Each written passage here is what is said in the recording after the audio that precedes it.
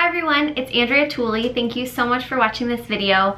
You guys, it is October, the fall is upon us, and my favorite conference of the year, except for Women in Ophthalmology and Mid-Year Forum, the American Academy of Ophthalmology annual meeting is here, and I really wanted to go through and tell you guys about all the super exciting things to go to watch out for, all the things you can do when you're at this conference.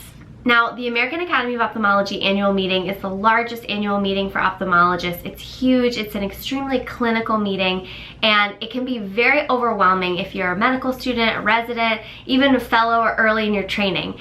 I have been going since I was a first-year resident. I've been really lucky to go every single year, and every year I learn something new and different about this meeting. And so I'm very excited to share with you kind of my tips, my roundup for the best things that you need to catch at this meeting. I'm gonna go through the program day by day, and I'm finding this program on the website aao.org, and then if you look at annual meeting, and then you can find the entire program and you can find all the events. I think it's really good to go through beforehand and kind of just earmark the things that you wanna go to, the things you make sure you don't wanna miss, and then when you get your actual program, when you get to the event, you can either highlight or bookmark the pages in the program that you wanna go to, or you can do it on the app. So let's go through together and find the best things, my tips, my can't miss events at the American Academy of Ophthalmology's annual meeting. This is for 2019, but each year the meeting is relatively similar, and so I think these tips will carry over year to year. Alright, so starting with Friday and Saturday, these are the two subspecialty days for the AAO. Most subspecialty days don't really start until Saturday, but there are a couple that are on Friday. And subspecialty day is its own separate thing for all the different subspecialties within ophthalmology. So cornea, retina, oculoplastics, pediatrics, neuro-ophthalmology. You have a whole day that's dedicated to those events. And the day is full of amazing talks, updates on the newest information in those fields. Really incredible. I think that subspecialty day is super high yield. When I was a first-year resident, I wanted to go to subspecialty day that I felt like would help me the most clinically, because it's October, November, you're early in your first year, and I wanted a subspecialty day that would really help me with all those clinical things that I needed to know. And so I was deciding between cornea and retina. I thought either of those days would be very high yield for a first-year resident. And you guys all know, retina is not my favorite, so I picked cornea, and I attended the cornea subspecialty day. And honestly, you guys, I loved it. I took a ton of notes. I learned so much all about anterior segment, different corneal diseases, things that I carried over into clinic that were very helpful. So you can go to any subspecialty day you want, but if you have no idea where to start, I would think about what's gonna help you most in clinic. Are you super nervous about seeing kids? Then maybe you should go to peds and learn some peds stuff. Do you hate neuro-op and you feel super overwhelmed by all the neuro-op patients? Then go to the neuro-op subspecialty day. Anything that's gonna enhance your knowledge and your clinical practice, I'd highly recommend. Subspecialty day is a separate fee, and so you can separately register for subspecialty day. And then also the other thing I'd recommend registering for or purchasing, if you're going to purchase anything for the meeting, is the course pass. So you can buy an entire course pass through the Academy that basically gives you access to all kinds of skills and different courses throughout the entire conference.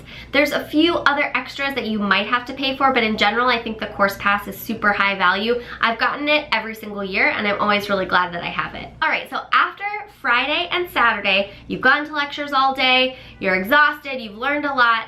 Saturday night, you guys, you need to let loose and have a good time, and I'd like to invite you all to the Women in Ophthalmology reception.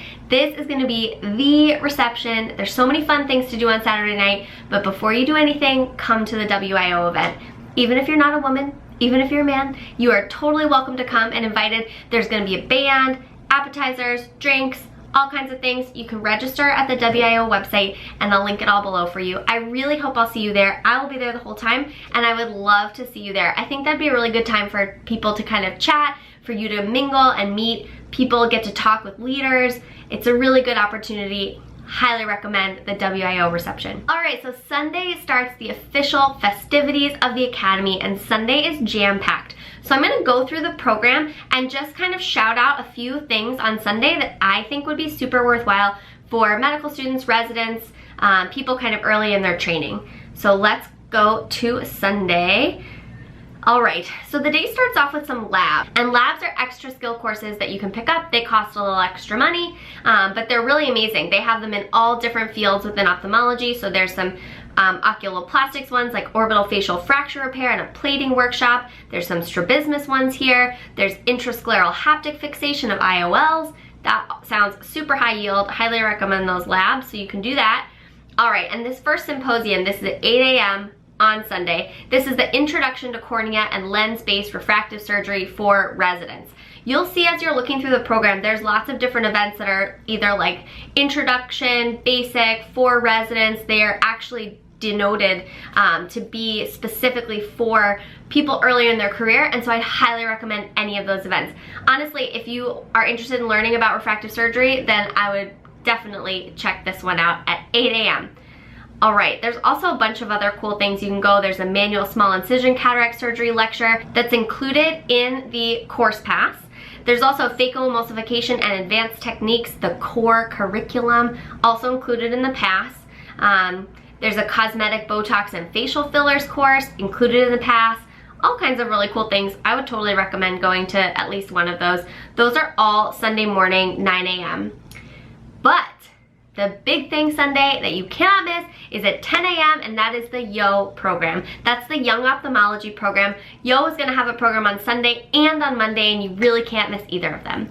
So the Sunday YO program is from 10 to 2. They also have lunch included with the program, so you can just kind of sit back and you're there from 10 to 2, you get lunch, learn a ton of stuff. I'm gonna click on the program and go through everything we're talking about. So in the YO program on Sunday, we're talking about job searching and starting your career. We're gonna have a job search and transition to clinical practice panel with really amazing things who are in a variety of different practices. So some academic, some private practice, all kinds of different practice types sitting on this panel. You can ask questions. They're gonna really give you an amazing overview. So that's gonna be fabulous. Then the president of the American Academy of Ophthalmology comes and speaks to us, which is amazing and a huge honor. After that, there's an ethics talk. There's a little bit on wellness and mental health, which I love.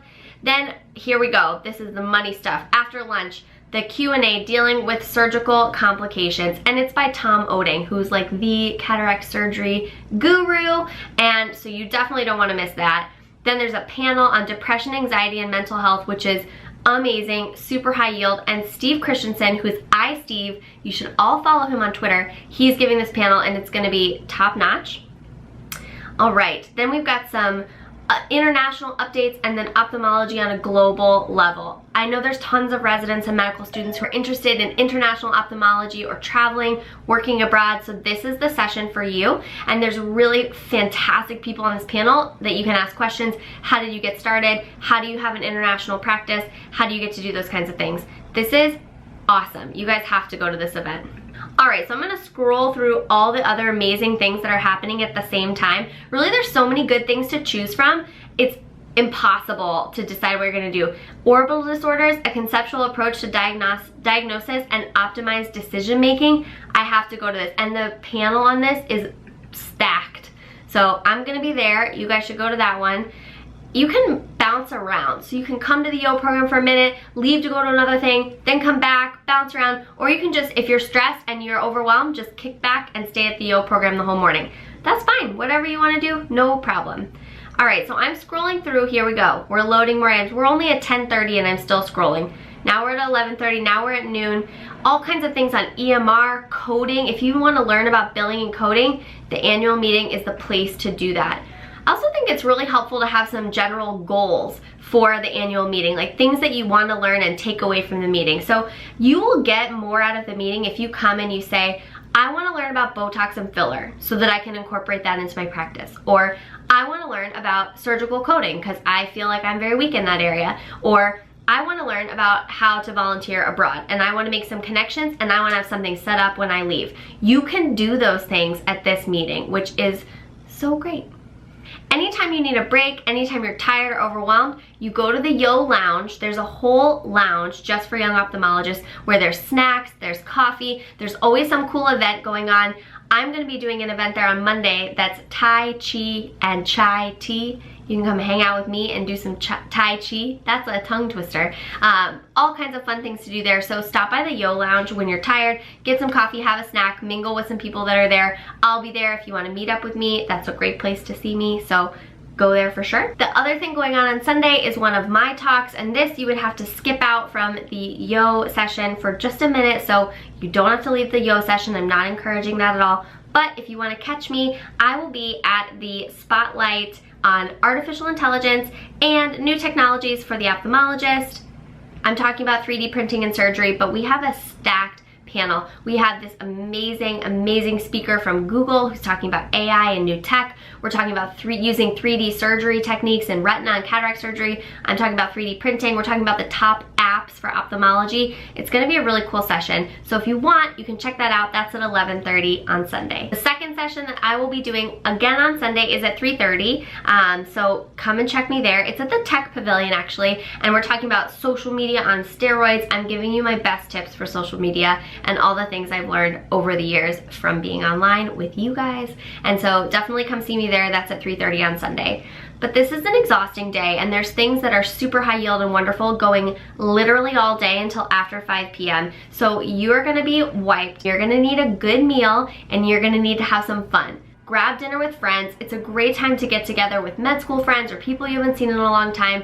Have a good dinner, and then the after party of all after parties is the Yo party on Sunday night. You can pick up your tickets for the Yo party in the Yo Lounge, but they always go quick. And so my advice to you is to go to the Yo Lounge early as soon as you get there on like Friday, Saturday, whenever, and get your tickets for the party. It's a super fun party. There's always dancing, there's snacks, there's drinks, everybody's having a good time. I will see you there on the dance floor. All right, now we're on to Monday. If you're not tired, if you're not headed back to work yet and you're still here Monday, there are so many good things that you cannot miss.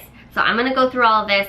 We can learn about management of the vitreous for the anterior segment surgeon. That is high yield. This lab is already sold out, so you could see if you could get on a wait list or just tag this for next year. Can't miss. Another sold out event is the MIGS devices and incisional techniques. These are all awesome courses with really amazing things that you can learn.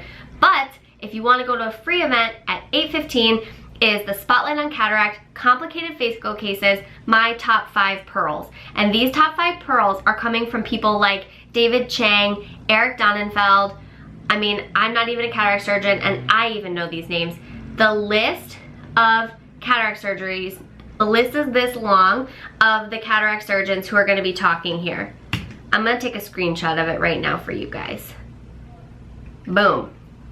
Go to that one, especially if you like cataract surgery.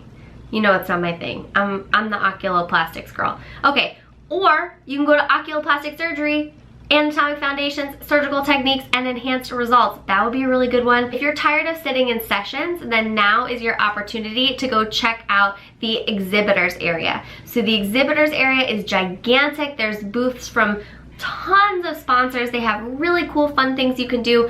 Last year they had like goats you could play with and free massages and smoothies and coffee, and you can buy new textbooks, you can get new surgical instruments. It's a great place to buy your loupes if you're looking for new loupes. Really, you can kind of check out all the new cool cutting edge techniques and stuff. It is awesome. Monday from 1:30 to 2:30, I will be presenting at the Learning Lounge, and I'm doing a whole session on enhancing your social media presence. So similar to what I did on Sunday, but even more tricks and tips just from me on how to build your social media presence if you're interested in that, or if you just want to come say hi. Come say hi. It's a great time to say hi. We can meet, we can take a selfie, we can post on Instagram. It'll be so fun. Let's do that. On Monday at 10 a.m. is a session on managing practice finances, practical advice for ophthalmologists. I think that would be very high yield. I'd go to that one. There's even another one, survival skills to thrive in small private practice. That would be awesome. Really, all I'm doing is going through this program and bookmarking all the things that stand out to me, but you can see how many things are high yield for young ophthalmologists or even trainees. All right, you guys, so some of my very last tips for Academy. 1, have a blast. It is so overwhelming, it's so fun. You don't have to do everything. You don't have to get everything out of it. It's exhausting, so do a few things, really enjoy yourself, make some new friends, have a good time. 2, People always ask what to pack, what to wear. Generally, it's like business casual. I tend to wear dresses or pants and blouses, sometimes a blazer, just because the conference center is so cold. So wear like business casual, but definitely wear comfortable shoes because you're gonna be running around from session to session or walking around that exhibit hall checking out all the cool exhibits. 3, don't be shy to say hi to new people, introduce yourself, and network. This is a great time to network. Even though it's overwhelming and huge, you will find times where there are super high-powered leaders in the Yo Lounge and you get a chance to meet them. If you have a business card, bring your business cards with you. It's a great way to hand somebody your card, say nice to meet you, and then they kind of have a way to remember who you are. 4, prepare early. It's always good to prepare early, book your hotel, book your flight, all kinds of things like that. If you're a little bit of a procrastinator and you haven't prepared, I hope these tips are gonna help you, but definitely go through the program, go through the app on your phone, bookmark the presentations that you don't wanna miss, and make sure you go to the stuff that you're gonna enjoy. You'll get so much more out of it if you do. And 5, come again next year. I really hope I see you in 2020. The Academy Conference is something that I get so much out of every single year. I think it gets better and better the more that you go. When I was a first year and I went for the first time, I was crazy overwhelmed and I didn't know anything. I didn't know anyone or what to do, and I felt just like very overwhelmed by the whole thing. So don't worry if you feel that way. Meet people, make friends, come say hi to me, and then come back next year. You'll have so much fun. I hope you guys enjoy. I hope these tips helped you. If you're coming to the meeting, leave your tips below and tell me where you're gonna be. I'd love to meet you. Bye.